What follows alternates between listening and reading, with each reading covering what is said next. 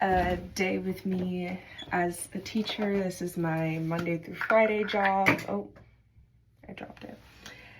This is my Monday through Friday job. I have to go to the school. It's I'm an aftercare teacher, so it's not even like that serious, but obviously I don't have anything together. Like, I feel crusty. I got like acne scars.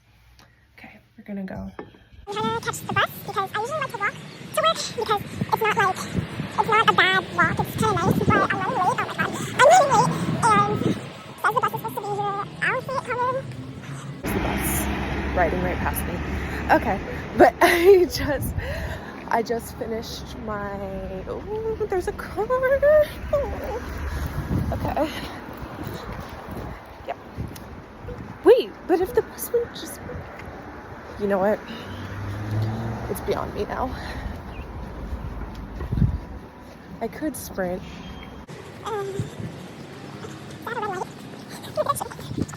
No phones at work. Oh my god. I just had a really rough day at work. This little boy in my class, I work with first graders, and I talked to his mom one time just when I was dropping him off to her, and she said, you know, he's lucky that, for context, they're Korean, right? He's lucky that she wasn't a tiger mom. That's what she said.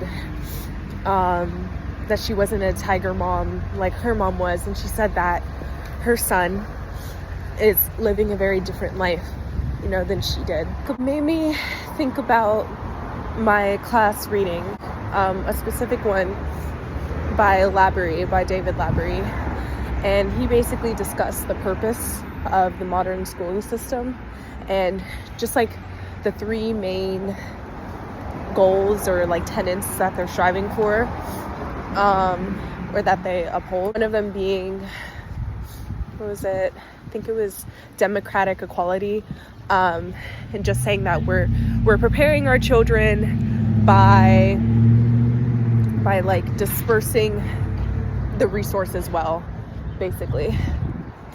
And then another one was services are supposed to provide our kids with some sort of competitive edge, you know, in the job market. It's encouraging this assembly line approach to education, and it's just like, okay, put the parts together, make the perfect worker and put them out, and then they'll benefit us. And it leaves kids behind, especially in emotional development, which makes me think about my one student today, in all the other ways where he is supported, where he is given that competitive edge because of maybe his father's very lucrative job. His mindset, which was well demonstrated today, is very, you know, self-centered and not aware.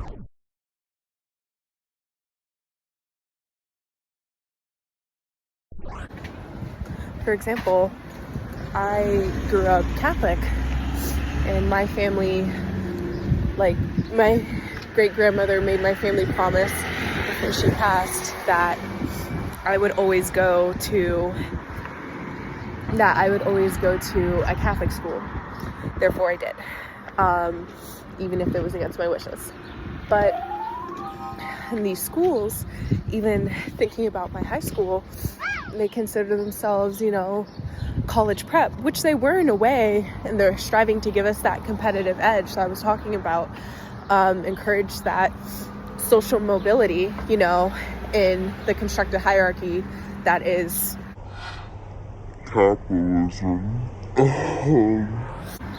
Even though they were aiming to do all of that, my school was only focused on the one outcome, which was going to a four-year institution.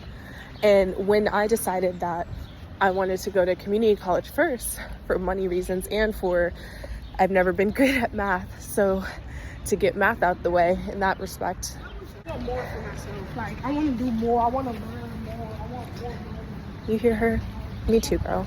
Basically, they wouldn't let me take the math course that I needed to take and get the college credits out the way because they said it didn't fit within their schedule. But then the year after I graduated, they announced I forgot what the program it is called, a dual enrollment program where students can achieve those things at the community colleges. So then, so it's not like AP credits that they were pushing me to do, mind you, where only some colleges might accept them. But no, these solid credits, they wouldn't let me take the courses, which then I say, Then what is success supposed to be? Is it this rigid definition, or is it like what will truly benefit the student as a person? The thing with that student today is that in my program we have to write incident reports every single time a student like gets hurt or needs something or blah blah blah, just so there's like forms, but one, that they're annoying to do, especially in the moment when a lot is going on. And then two, if we were to write an incident report every single time a child misbehaved in the class, asked them, I said, so what are the repercussions to their actions? What are the consequences? How are we supposed to manage our classroom if all we're expected to do is write a form and submit it? Then what does it do? If the student gets if their name pops up too many times, then they get suspended from the program. And if they get suspended from the program, then their parents are stressed out and they got to find somewhere else for them to go after school because what they figured out at first wasn't working. On paper, people are not expected to solve problems anymore. They're just expected to check a box, and mediocrity is the standard for some reason. I ask, where's the problem solving? Where's especially empathetic problem solving? Especially like if this is a behavior that like is developmental, that is, something that they can grow out of. It's temporary because they're 7. I don't want to get them kicked out of the program because of that. But it's not great outside. Okay, perfect second. The pollen in my nose. Oh my gosh. Okay. Rewinding. That's something that we can work on. He's 7, and I don't want to get him kicked out of the program to where like I can't help anymore, or it seems like he's beyond help, like, oh no, we're just done with him. I just don't like that overcorrection. I think overcorrection is lazy. I want to sit down and do the problem solving with the parents and with the kids, but I understand that the position that I'm in right now isn't exactly built for that. And it makes me think about this other school that I learned about in class in Illinois. I forgot the name, but they would call, the school is specifically for like at-risk youth, and yet every time there's an incident they would call the police on their own children, the teachers. Is that understanding supposed to be sitting in a jail cell? I don't think it has to be, or is that understanding meaning like getting kicked out of an after-school program? I don't think it has to be that, but that's just what it's watered down to be. Like, for example, that student in the same day today, he took a teacher's hat and he threw it. That other teacher took it upon themselves, to write another incident report about it and to go talk to his mom about it, which, considering knowing this kid for a whole year, he is a rage baiter. He loves to get on people's nerves. The report was justified, but it was just overwhelming for the parent getting more information from a new face. And we've been talking to him about understanding how to read the room, which may be complex for a 7-year-old, but understanding like once you see someone getting upset, as a jokester, it's your responsibility to stop because it's not funny anymore at that point. Every conversation that you have, people are complaining about something in some way, and it's a way to bond. I feel that a lot of teachers do the same with their children. I've done the same. I'm not even trying to absolve myself here in some way. Like, it's easy to kind of be like, I go on and on about it.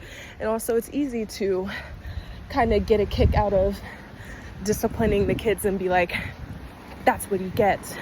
But it's not mature. Is it? That type of thinking, it advances propaganda, especially even on a micro level, even in spreading the word that this kid is a bad kid, it forces those around you, or at least subliminally, it forces those around you to agree and adopt that, and also adopt that mindset. When we're talking about like organization on a grassroots level and also education reform, the first step is engaging in activism and centering teachers as activists within the classroom.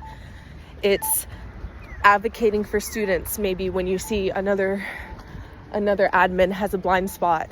It all feels like, oh yeah, duh, like teachers should be mediators, blah, blah, blah. But in application, everything I see around me, all the things I see around me involve people settling for the easiest option, which is almost never in favor of the child, or the child's best interests. It's in favor of the paperwork that goes into it, or the parents that pay money, or fulfilling a quota within our care program guidelines. I feel crusty. I do not feel good. Today was supposed to be a feel-good vlog. It's not, I'm sorry. But at least my outfit was, oh my god. It's like a little cute little, I had shoes. The shoes are nice. Yeah, I had like jewelry. So like I looked kind of pretty, but I've had too much salt with it. I'm just gonna go handle business and I'll be right back. I love my job. Aside all of that, I do love my job. Every job has its things, but just in my own reflections as a person who really desires to go into education, even more specifically to lock down a master's and go study and help policy reform, or even just working with some children one-on-one. I read the Theoretical Foundations for Social Justice Education by Bell Hooks, and girl, get some sleep. Lee Ann Bell, okay? Not Bell Hooks. So sorry. She talks about how there are these, things that we understand innately, but she puts it into words, these systems that all work within a web. Basically, it made me think about understanding the student as a whole. Especially referring one of my favorite TV shows ever, The Wire. Everyone should watch it. And in one of the seasons, they go over the education system. And one of the characters becomes a teacher, and they didn't expect to become a teacher. I'm not going to spoil, I'm not going to say who it is. Well, I mean, it's been out for years, so it's not a spoiler. But one of the other teachers gives them advice and says, when looking at the student, or the students, you have to have soft eyes. And soft eyes in the most literal sense, meaning empathy, but also being able to see everything, that all the circumstances that have gone into developing this person in front of you. And I lived a very privileged life. I had a very privileged childhood where almost anything that I wanted to do was afforded to me. For example, I was able to go to a horseback riding camp when I was younger, therefore I became interested in horses. And this woman who I had met through a bunch of different channels, she would let me come over to her house and basically spend time with her horses. She would give me free lessons. And when that was taken away, when she had to move for a different job, not only did I not fully understand the privilege it was to be able to have access to her equipment for free, but also because I started looking around the area at lessons and I was like, oh, I can't afford this. And not only did I not understand that in the moment, I also hadn't reached out to anywhere else around me. The classroom is the perfect place to organize when we talk about social change, even on the smallest level, because we should be giving those, or we are giving, because we should be giving those same resources or that same effort, to people who couldn't access that. Because if the kids know better, then they expect better at any level, especially in disadvantaged communities. If they know better, they expect better, and therefore they push for the change, be the change that we want to see. And I guess that goes back to my student today, or at least that goes back to me. I didn't know any better than that place, so I didn't understand what it meant to have it, and I didn't understand. I'm blabbing. Yeah. Doo-doo. Hi. Hello. Hello. Thank you for welcoming me home. She's so sweet. Hi. Yeah.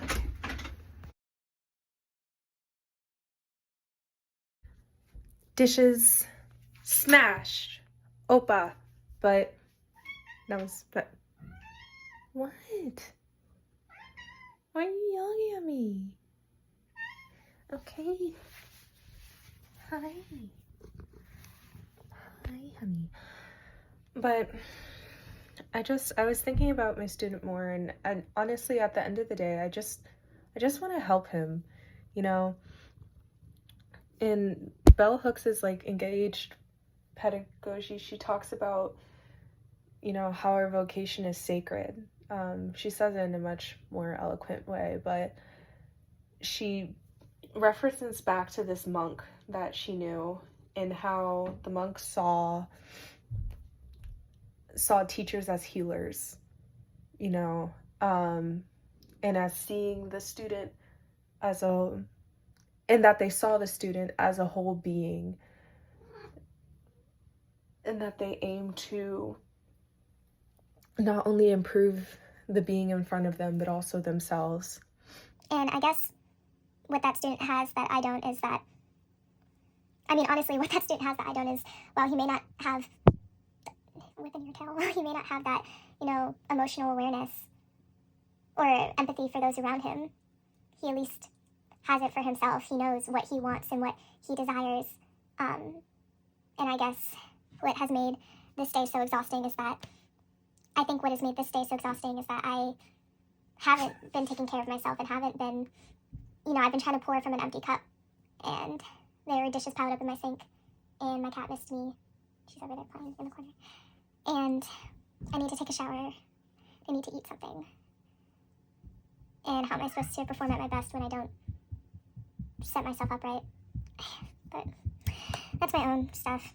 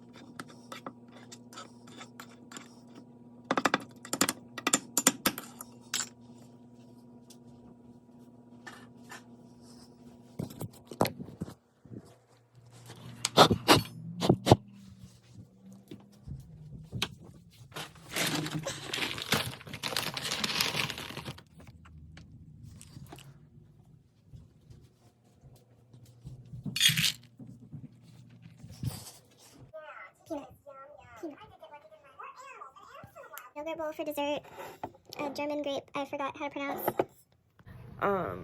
I crashed after I ate my dinner, and now I have my German grape. And let me pull all of these thoughts together so this video makes sense. The monk talks about how teachers are healers. And it talks about how holistic and progressive education looks at like how I said, the teachers and the students as whole beings. And that the teachers need to be dedicated to their own self-actualization. I mean, just flashing back to me trying to go into work today, I was stressed, I was not prepared, I was not well rested, I hadn't eaten anything. I hadn't taken my medication, Zoloft. I hadn't, prepared myself whatsoever to interact with these kids in a way that's meaningful. Even if I am only their after-school teacher, I had a part in that little boy's breakdown that snowballed today.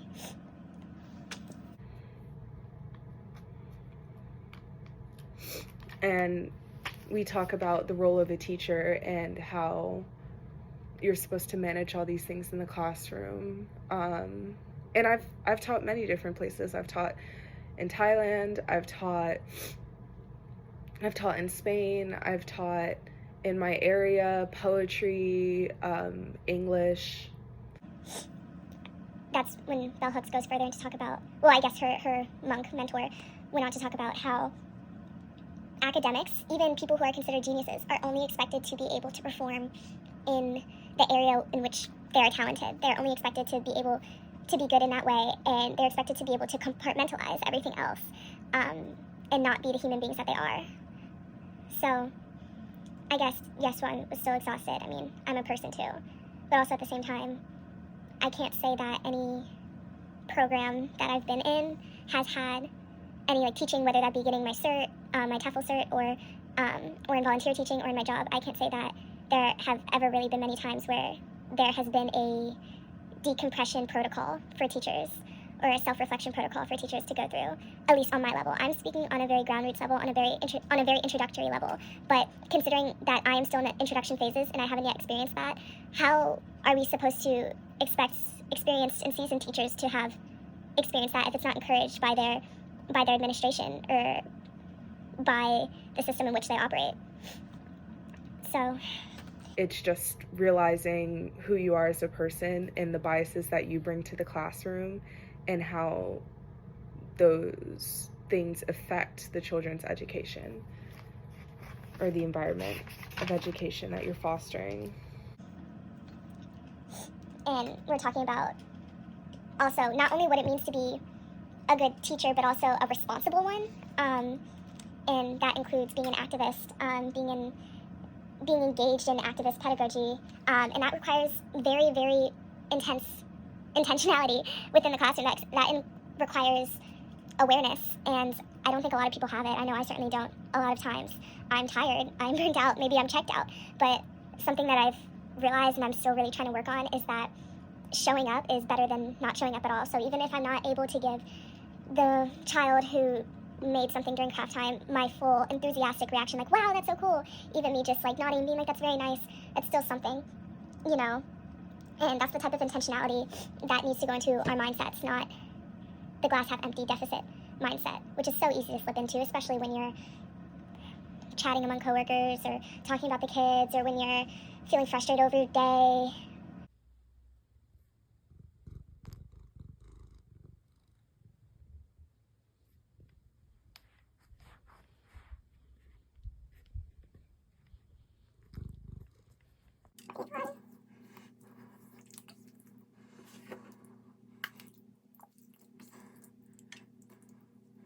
I've never done it this way before.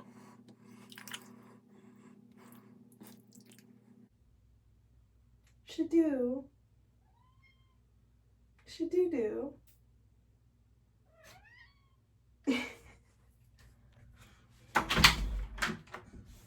Hi.